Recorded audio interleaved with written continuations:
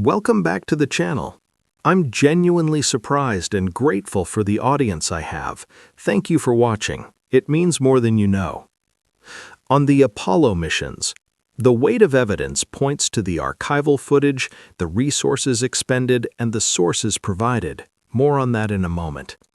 To fake the moon landing, NASA would have had to fabricate a timeline, specs, suits, crafts, buildings, systems, personnel, and a mountain of paperwork, more false evidence than any conspiracy theory has ever produced.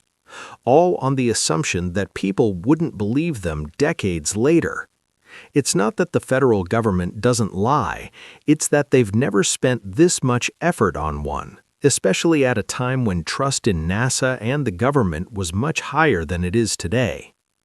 Let's walk through what would have had to be faked across the Apollo program's decade of activity.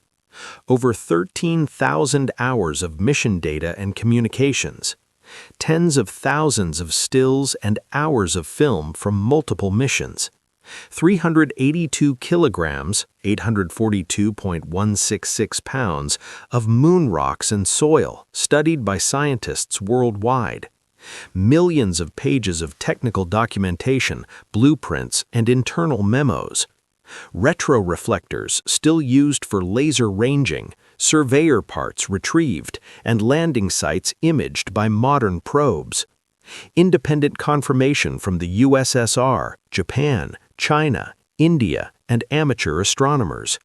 Hundreds of thousands watched launches live, with seismic and acoustic impact felt miles away, and the construction and utilization of the following buildings: Kennedy Space Center, Florida, Launch Complex 39A and 39B, Vehicle Assembly Building, VAB, Launch Control Center, and support buildings.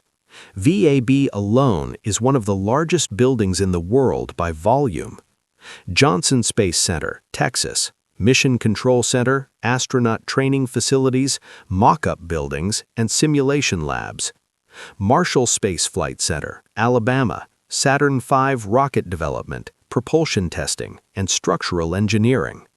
Langley Research Center, Virginia, early Apollo capsule design and lunar landing simulations. Jet Propulsion Laboratory, California, tracking and communication support via the Deep Space Network. Goddard Space Flight Center, Maryland, data processing, satellite support, and telemetry analysis. Could all this be part of an enormous ruse? I don't know, but based on the available evidence, it would be the single largest faked event in human history. It would be the most elaborate, least practical deception humanity has ever attempted. To answer a couple of questions from the comments, docking with the ISS today is difficult for reasons that have nothing to do with whether we could fly to the moon in the 1960s and 70s. The ISS is a modular, international, multi-vehicle station with incompatible docking systems, robotic berthing ports, and strict safety constraints. Modern spacecraft must match ports designed decades apart for different vehicles and standards. Apollo didn't have that problem.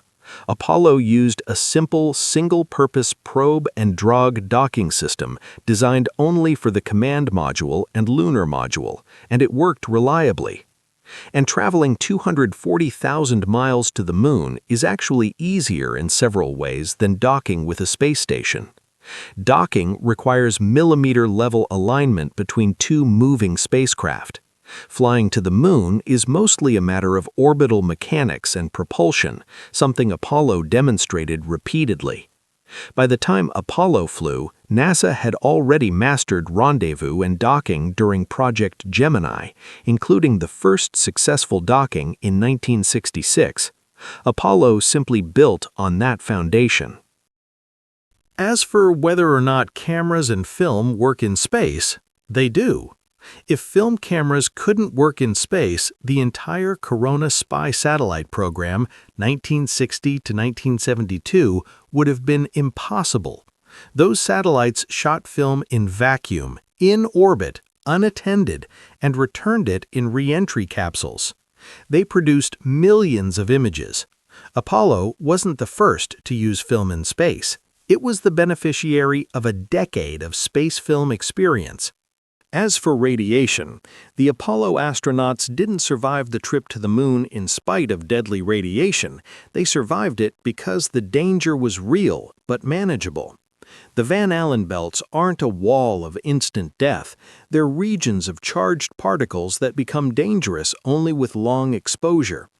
Apollo crossed them quickly on carefully chosen trajectories that threaded through the thinnest parts.